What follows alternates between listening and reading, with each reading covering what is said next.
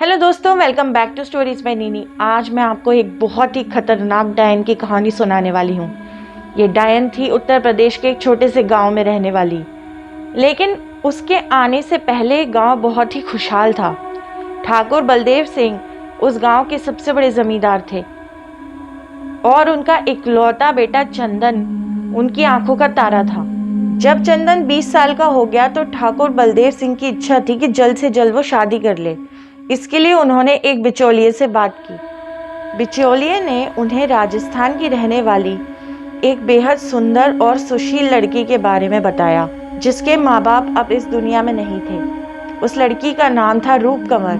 ठाकुर बलदेव सिंह ने उसके गुणों के बारे में सुनकर उसे अपने घर पर बुलवाया और उसे पहली ही नज़र में पसंद कर लिया। चंदन भी उसे देखकर बहुत ही खुश था, क्योंकि वो बहुत ही सुंदर थी। कुछ समय बाद गांव वालों को बुलाकर पूरे धूमधाम से उन दोनों की शादी करा दी गई और रूप कंवर अपने ससुराल में रहने चली आई। अब ये जो ठाकुर बलदेव सिंह थे, इनके पास काफ़ी सारे जानवर थे और इनकी अपनी एक गौशाला थी, जो कि इनकी महलनुमा हवेली के साथ ही बनी हुई थी। जब से रूप कंवर वहाँ रहने आई, एक अजीब बात होने लगी। रोज़ के रोज़ उस गौशाला में से एक गाय गायब हो जाती थी। जब उनके नौकर ने ठाकुर बलदेव सिंह को ये बताया तो वो चौंक गए, लेकिन उन सब ने यही सोचा कि शायद ये किसी जंगली जानवर का काम है, क्योंकि बछड़ों को बड़ी बेरहमी से मारा जाता था और उनका खून पिया जाता था।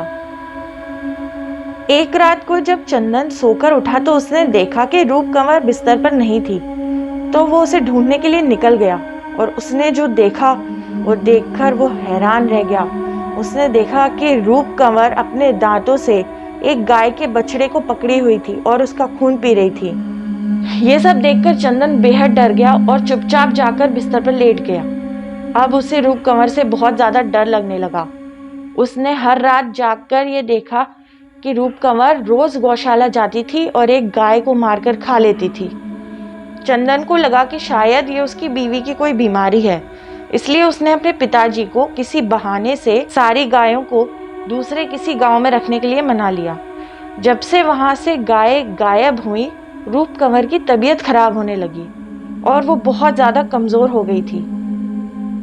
एक रात चंदन ने उससे पूछा कि आखिर तुम्हारी ऐसी हालत क्यों हो गई है, हमें किसी न किसी वैद्य जी को बुला के तुम्हें दिखाना चाहिए।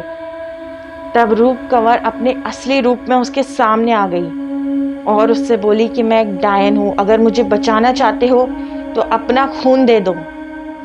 ये सुनकर चंदन एकदम चिल्लाकर भागा और भागकर अपने पिताजी के पास गया। ठाकुर बलदेव सिंह ने भी उसका असली रूप देखकर अपने नौकर बुला लिए, लेकिन रूप कंवर अचानक हवा में उड़ने लगी और अपने तेज नुकीले दांतों से उसने कई नौकरों को घायल कर दिया और वो चंदन के पास पहुंच गई और चंदन के गले में दांत गड़ाते हुए जोर जोर से हंसने लगी। कुछ ही देर में चंदन की मौत हो गई। ये गम ठाकुर बलदेव सिंह बर्दाश्त न कर सके। उसी वक्त उनको दिल का दौरा पड़ा और उनकी भी मौत हो गई।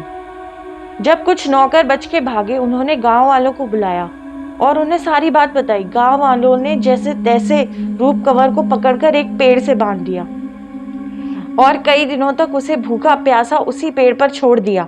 लेकिन एक दिन सुबह जब गांव वाले वहां पहुंचे तो हैरान रह गए। उन्होंने देखा कि रूप कंवर तो उस पेड़ पर है ही नहीं, वो वहां से गायब हो गई थी। उसके बाद गांव में किसी भी इंसान के गायब होने की कोई घटना नहीं हुई, लेकिन गांव के पास वाले जंगल में जो भी जाता था वहां से वो वापस नहीं आता था। तब से गांव वाले ये मानने लगे कि रूप कंवर वहीं गांव के पास वाले जंगल में रहती है और जो भी वहां भटकता हुआ जाता है उसे खाकर अपनी प्यास मिटाती है। तो ये थी आज की horror story. Thank you for listening.